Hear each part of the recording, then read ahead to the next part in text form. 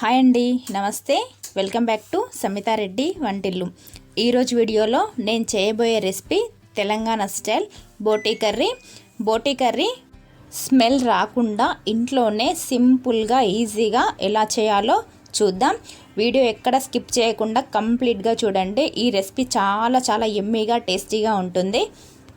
ఈ బోటీ కర్రీ సింపుల్గా ఈజీగా ఎలా చేయాలో నేను మీకు ఈ వీడియోలో చూపెట్టబోతున్నాను. నేను ఇక్కడ 1/2 kg బోటీ తీసుకున్నాను. ఈ బోటీని ఉప్పు వేసి ఒక 2 సార్లు మంచిగా కడగాలి. ఇలా ఒక 2 సార్లు మంచిగా కడిగిన బోటీని వాటర్ పోసి పక్కన పెట్టుకోవాలి. ఇప్పుడు స్టవ్ ఆన్ చేసి కుక్కర్ పెట్టుకొని కుక్కర్ హీట్ అయ్యాక ఇందులో 3 టేబుల్ స్పూన్ల ఆయిల్ వేసుకోవాలి. నాన్ వెజ్ కర్రీ అంటే ఆయిల్ కొంచెం ఎక్కువే పడుతుంది కదా. ఇప్పుడు ఆయిల్ హీట్ అయ్యాక ఇందులో 4 లవంగాలు, 4 యాలకులు, 1 అనాస పువ్వు, 1/2 టీ స్పూన్ సాహీ జీరా, చిన్న దాల్చిన చెక్క ముక్క, 1 బగారా ఆకు వేసి వీటిని వేగనివ్వాలి. ఈ మసాలాలు వేగిన తర్వాత ఇందులో 1 మీడియం సైజ్ ఆనియన్ని సన్నగా కట్ చేసుకొని వేసుకోవాలి. ఈ ఆనియన్ గోల్డెన్ బ్రౌన్ కలర్ వచ్చే వరకు వేగనివ్వాలి. ఆనియన్ వేగిన తర్వాత ఇందులో కట్ చేసి పెట్టుకున్న 4-5 పచ్చిమిర్చి ముక్కలను వేసి వీటిని కూడా వేగనివ్వాలి. పచ్చిమిరపకాయ ముక్కలు కూడా వేగిన తర్వాత ఇందులో 2 టీ స్పూన్ల అల్లం వెల్లుల్లి పేస్ట్ వేసి ఇది పచ్చివాసన పోయే వరకు బాగా వేగనివ్వాలి.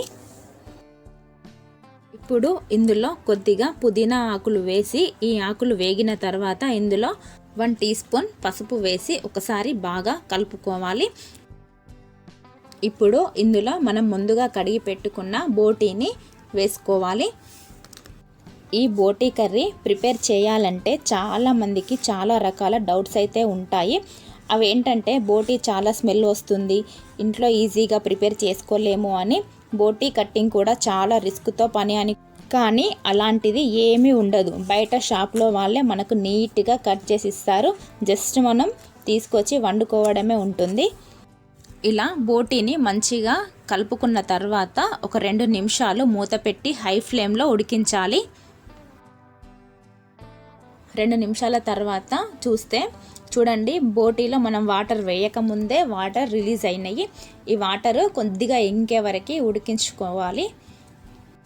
ఇలా వాటర్ కొద్దిగా ఇంకిపోయిన తర్వాత ఇందులో ఒక పెద్ద టమాటో సన్నగా కట్ చేసి వేసుకోవాలి. తర్వాత 1 టేబుల్ స్పూన్ కారం, రుచికి సరిపడా ఉప్పు, 2 టీ స్పూన్ల ధనియాల పొడి వేసి ఇవి బోటీకి మంచిగా పట్టేలా బాగా కలుపుకోవాలి. ఇప్పుడు ఇందులో 1 టేబుల్ స్పూన్ ఎండు కొబ్బరి పొడి, 1 టీ స్పూన్ గరం మసాలా పొడి వేసి ఒకసారి బాగా కలుపుకోవాలి. మసాలాలన్నీ బోటీకి పట్టేలా కలుపుకున్న తర్వాత ఇందులో 1 గ్లాస్ ఆఫ్ వాటర్ పోసుకోవాలి. అంటే 250 ml వాటర్ పోసుకొని ఒకసారి బాగా కలుపుకొని మూత పెట్టి 7-8 విజిల్స్ వచ్చే వరకు ఉడకనివ్వాలి. ఈ బోటీ అనేది మెత్తగా ఉడికితేనే తొందరగా డైజెస్ట్ అవుతుంది. 7-8 విజిల్స్ వచ్చాక స్టవ్ ఆఫ్ చేసి మూత తీసి ఒకసారి కర్రీని కలుపుకోవాలి. చూడండి, బోటీ మంచిగా ఉడికిపోయింది. చూసారు కదా, బోటీ కర్రీ ఎంత సింపుల్గా చేసుకోవచ్చో. చాలా టేస్టీగా ఉంటుంది. మీరు కూడా ఒకసారి ట్రై చేసి మీకు ఎలా వచ్చిందో నాకు కామెంట్ చేయండి. నా రెసిపీ నచ్చినట్లయితే లైక్ చేయండి, షేర్ చేయండి. సమితారెడ్డి వంటిల్లు ఛానల్ సబ్స్క్రైబ్ చేయండి. Thanks for watching.